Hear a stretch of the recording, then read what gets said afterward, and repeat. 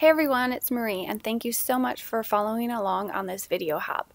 Now, you might already know that YouTube has changed some of its rules and it's making it a little bit difficult for some of us smaller YouTubers to monetize our channels. So we have teamed up with some of the bigger names in the industry and some of the companies to bring you some videos from artists you may have never seen before. There are also many prizes to win, so these are some of our sponsors. Just make sure that you comment in the description below because that's your entry to win the prizes, and I will be giving away a Simon Says stamp gift card for $25 as well as 2 Catherine Pooler inks. And do make sure that you follow the links in the description to take you to the next video. So what I'm going to be doing today in my video is a little bit of simple watercoloring using my Zig Clean Color brush pens. Now I really love these pens because it makes it so easy to watercolor with. I'm going to be using a watercolor brush as well, and the papers I'm using are from Canvas Corp brands. They've teamed up with Ega Baraniak. She is a watercolor artist from Poland, I believe, and they've put her artwork onto watercolor paper. So there are some papers that have color on it, they're printed already, and there are some papers like this one that are blank and you can do your own watercoloring. So I'm going to be doing my own watercoloring using my Zig Clean Color brushes. I like to put down my lightest color first, which is what I'm doing here. I'm using my color Light Violet. Now I'm going to come in with my violet brush and just add a little bit of shading. And you will notice that I did not color the whole image. I'm leaving quite a bit blank, and that's because once you add color or once you add water to these brushes, the color spreads quite easily, so you get that watercolor effect.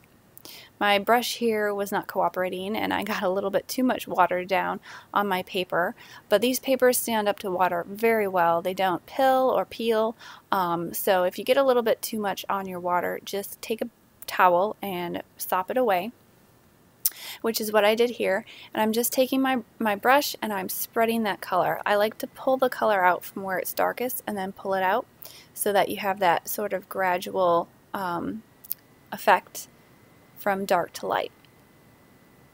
And once I have this image all colored, I'm going to take my heat tool and dry it.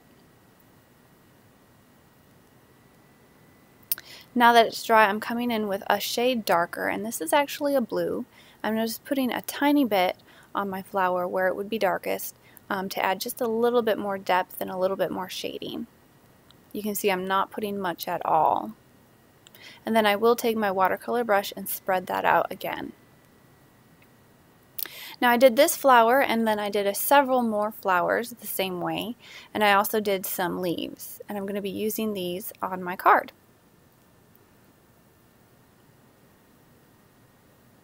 I'm just going to hit this with my heat tool again and make sure it's dry. And then once I fussy cut all of my images out, I've layered them onto my card base. Now my card base here is some craft cardstock. It's an A2 size card, so it's 4 1/4 by 5 1/2. And I have a white panel of cardstock as well, and that one is 4 inches by 5 1/4. So it's just slightly smaller than my card base. Now I have all of my images here glued down to the card front, and I want to add just a little bit more interest to the card, so I'm taking a cardstock. This is actually my Distress ink swatches, and I've laminated it so I can put it behind my projects when I'm doing something that is a little bit more messy.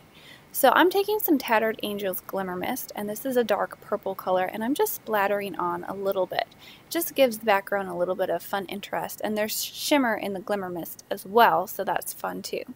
So I'm just going to dry this. It doesn't take long to dry because I really didn't use very much. And for the sentiment, I'm using a die cut, and this is a very tiny die cut. So when I'm using tiny little die cuts, I like to adhere them in a few ways. Usually I'll use my Zig glue pen.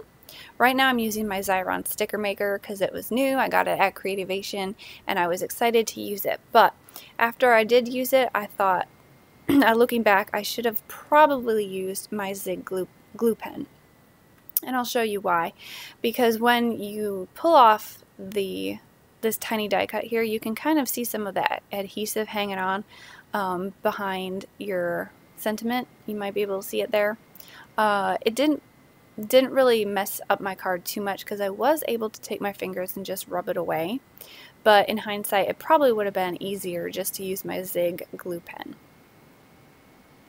So after I had my sentiment on, I rubbed off some of the extra adhesive. I just added a few sparkling little sequins, and these are from Nuvo. I'm adding them with a little drop of glossy accents, and that's pretty much the card. It's pretty clean and simple, but it was fun to do some watercoloring.